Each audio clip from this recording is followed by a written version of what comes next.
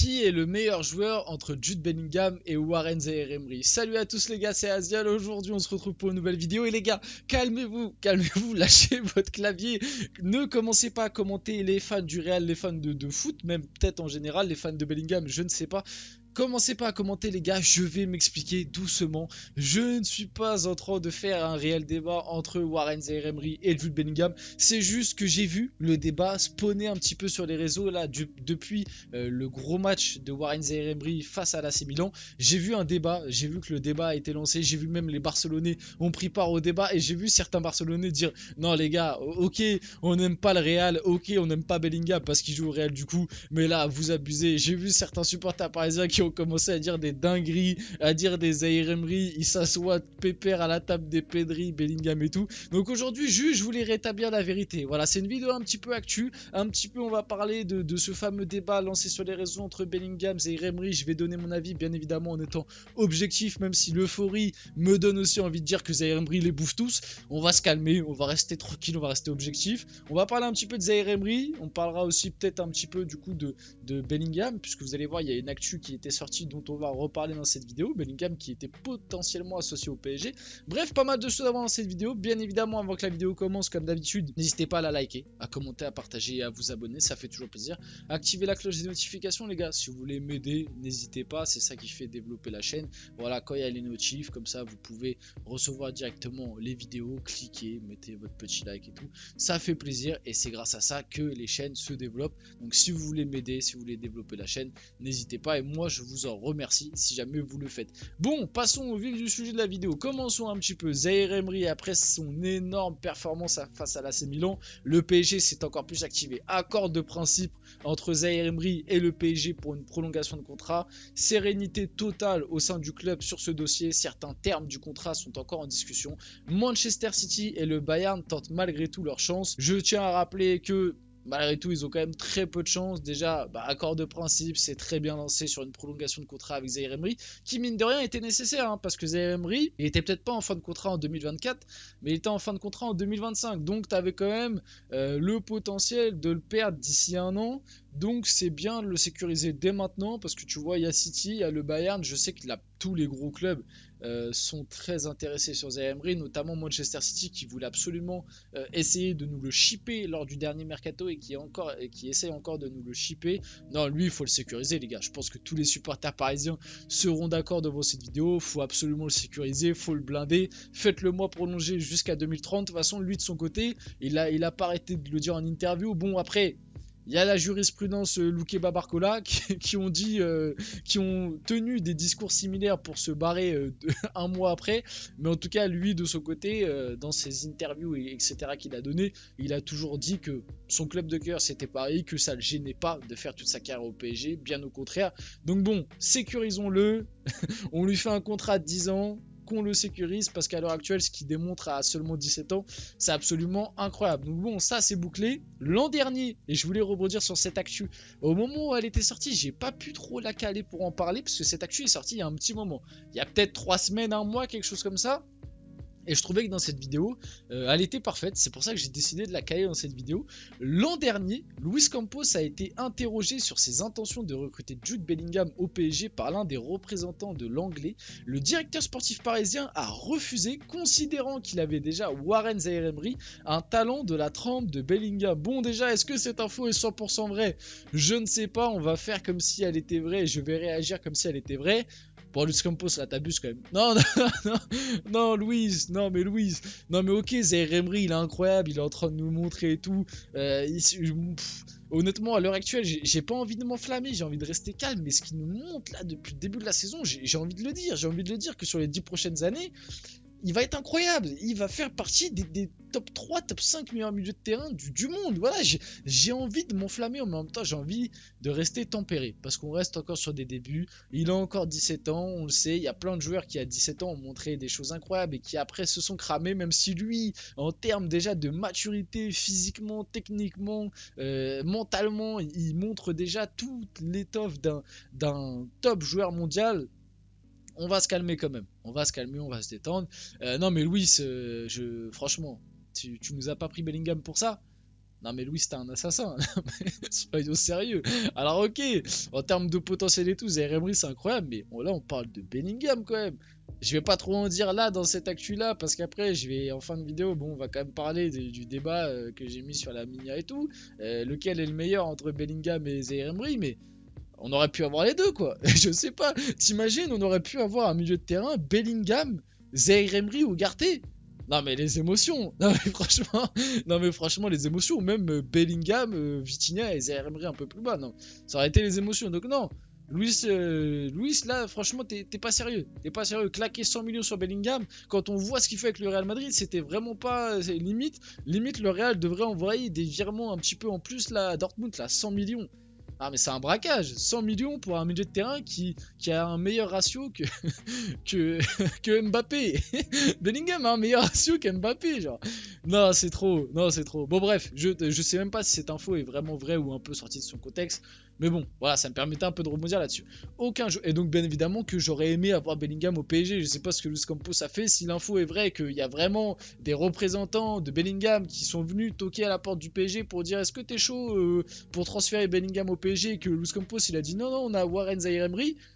Faut aller le chercher, j'allais dire une dinguerie, mais faut aller le chercher là, retrouvez-le, attrapez-le, comme dirait Pembe. Non, plus sérieusement, passons un peu à la suite. Aucun joueur en Ligue des Champions n'a délivré plus de passes décisives que Warren Zaïre Emery cette saison. Le Titi parisien est l'actuel meilleur passeur de la compétition. Non mais quand je vous dis, vous voyez, on veut pas s'enflammer, je veux pas m'enflammer, je veux pas commencer à dire qu'ils mangent tous les milieux de terrain, les Bellingham, les Musiala, qui les mangent tous. J'ai pas envie de dire ça parce que c'est pas vrai, soyons objectifs. Mais les faits sont là, c'est le nouveau De Bruyne. Non, plus sérieusement, calmons-nous. Non, mais incroyable. Qu'est-ce que vous voulez que je vous dise? Honnêtement, moi au début de la saison, j'étais, si je dois être un peu honnête là-dessus, Zaïre Emery l'année dernière avait montré déjà de très belles choses. C'était l'une des satisfactions de la saison qui avait été catastrophique sous Christophe Galtier. D'ailleurs, en fin de saison, j'avais fait un bilan et j'avais fait une tier list. Et dans ma tier list, c'était, si je me souviens bien, les deux seules satisfactions que j'avais mis, c'était Danilo Pereira et Zaïre Emery. Et je crois que j'avais mis Nuno Mendes, mais je l'avais mis un peu plus bas à cause de ses blessures. Mais en gros, dans le haut du panier du PSG de l'année dernière, les deux que j'avais trouvé limite les meilleurs par rapport à ce qu'on attendait d'eux, je tiens bien à préciser, parce que oui, bien évidemment, qu'un Mbappé a été plus décisif, etc., ou un Messi, mais par rapport à ce qu'on attendait d'eux, les deux satisfactions sur la saison dernière du PSG, c'était Danilo et Zaïre Emery. Mais après, quand on débute la saison, on m'a dit, ouais, on va faire toute la saison avec Zaïre Emery, Vitinha, Ugarte, et sur le banc, Fabian Ruiz, Carlos Soler. Oh, je vais pas te mentir que j'étais quand même assez pessimiste, et je me suis dit, ouais, ce milieu de terrain-là, dans les gros matchs de LDC, etc., ça va être compliqué. Alors, ça peut encore être le cas, hein, parce que le milieu du Milan, c'était pas non plus un top milieu mondial. On l'a vu face à Newcastle, on a eu de grosses difficultés au milieu, même si on a joué à 4 attaquants. Face à Dortmund, ça a été bien, mais pareil, Dortmund, c'est pas un top milieu. Donc, t'as encore des interrogations, mais je suis quand même agréablement surpris de ce que montre Zaïre Emery. Honnêtement, je le trouvais déjà très fort l'année dernière, je savais qu'il avait du potentiel, mais je trouve que là il a quand même passé un petit cap par rapport à l'année dernière. Je le trouve bien plus intéressant, même avec le ballon. Là où l'année dernière je le trouvais surtout intéressant à la récup, sans ballon, dans les efforts, dans la personnalité et tout, mais avec le ballon des fois tu pouvais te dire ah, il fait beaucoup de passes un petit peu neutres, il prend pas assez le ballon pour éliminer alors qu'il a les capacités pour faire ça. C'était une question d'adaptation, il avait 16 ans les gars l'année dernière. Là, 17 ans, un petit peu, bah, ça fait déjà un an qu'il est dans le groupe pro, etc. Peut-être un peu plus de maturité, etc. Donc il est bien mieux et meilleur passeur actuel de la Ligue des Champions. Petite stat aussi, le PSG a marqué au moins un but à chacun de ses 47 derniers matchs de phase de groupe de Ligue des Champions, la plus longue série de l'histoire de la compétition. Voilà, on a, les gars, le PSG, on a un petit record au moins. Lionel Messi et Neymar étaient fans de Zaïre Emery au PSG, les deux Sud-Américains, fans de sa fiabilité, le choisissaient régulièrement pour disputer les petits jeux à l'entraînement, et les deux Sud-Américains voulant s'entourer de compétiteurs. C'est ce qui est ressorti là très récemment, comme quoi Messi et Neymar étaient fans de Zaïre Emery. Il y a même pas longtemps, il y a un truc qui est sorti sorti comme quoi, alors que Galtier le faisait jamais jouer, ça qui me fait rire, que Galtier était un grand fan de Zaïre Emery et que en gros l'année dernière il arrêtait pas de dire à Luis Campos que fallait bloquer Zaïre Emery, que ça allait être le crack mondial sur les futures années, que Christophe Galtier n'avait jamais vu ça. Alors, et ce qui me fait bien rire, c'est que bon, peut-être que c'est vrai, mais alors si c'est vrai, pourquoi tu le faisais jamais jouer? Ça c'est une bonne question. Ou pourquoi quand tu le faisais jouer, tu le mettais piston droit? On se pose des questions, Christophe. Qu'est-ce que tu faisais? Warren Emery, et c'est aussi là, c'est important. Pourquoi aussi sur les réseaux, ça a lancé un petit débat, ouais, Zaïre Emery, Bellingham, Pedri, etc. C'est parce que à l'heure actuelle, encore, là, vous pouvez encore aller voter si vous ne l'avez pas fait derrière cette vidéo, ceux qui regardent la vidéo. À l'heure actuelle, il y a encore les votes pour le Golden Boy 2023. Et à l'heure actuelle, Warren Zaïre Emery est actuellement le joueur qui a obtenu le plus de votes pour le Golden Boy 2023. Jude Bellingham est juste derrière lui, il reste 3 jours de vote pour que notre Titi reste Golden Boy. À l'heure actuelle, les gars, d'après les votes du Golden Boy, c'est Zaïre Emery qui le remporterait. C'est pour ça aussi qu'il y a cette petite guéguerre qui s'est lancée, Zaïre Emery, Bellingham, Pedri, Musiala, etc. Parce que, bon, même si je crois que Musiala et Pedri, ils peuvent plus y participer, je crois que l'âge maximum, c'est l'année 2003, Pedri et Musiala sont des 2002, donc je crois que ça s'arrête à l'âge de Bellingham, en gros. Mais ouais, bah écoutez, si Zaïre Emery va chercher le Golden Boy, ce serait plutôt incroyable, honnêtement. Et pour finir la vidéo, on arrive sur la fin. Honnêtement, lequel vous impressionne le plus? Et c'est un petit peu ce tweet là qui a fait partir tous les débats.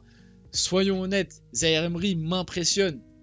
Parce que comme j'ai dit un peu plus tôt dans la vidéo, je ne m'attendais pas à voir Zaïre Emery à ce stade-là, à ce niveau-là, et surtout que à l'heure actuelle, limite, j'ai envie de dire, en tout cas dans la forme très récente, c'est le meilleur milieu de terrain du PSG à 17 ans, parce qu'il montre, même nous en tant que supporters parisiens, par ses déclarations et tout, on en est fan, mais bon, restons sérieux. En face de lui, tu as quand même Jude Bellingham qui, lui, au-delà d'être en concurrence pour le Golden Boy avec Zaïre Emery, Jude Bellingham, moi je l'enlève du classement Golden Boy. Pour moi, Bellingham, il est directement en concurrence pour un ballon d'or.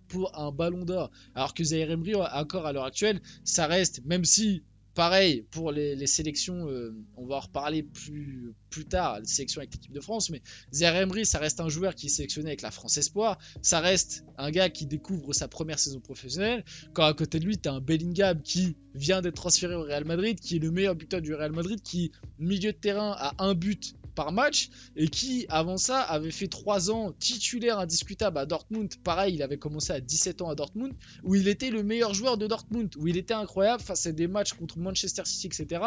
Il avait fait des prestations monstrueuses. Donc bon, restons sérieux. Même moi, je suis parisien, je suis fan de Zaïre Emery, mais à l'heure actuelle, Bellingham le bouffe. En vrai, il n'y a pas de débat. À l'heure actuelle, Bellingham le bouffe. Même un Musiala, même un Pedri, ça reste à l'heure actuelle, de par ce qu'ils ont montré et même de leur niveau, ça reste largement au-dessus d'un Zaïre Emery, même si on a raison de se hyper et d'être emballé. Bref, on arrive sur la fin de cette vidéo. J'espère qu'elle vous a plu. Donnez-moi votre avis dans les commentaires. C'était Azial. N'hésitez pas à liker, commenter, partager, vous abonner. Et on se retrouve très rapidement pour une prochaine vidéo.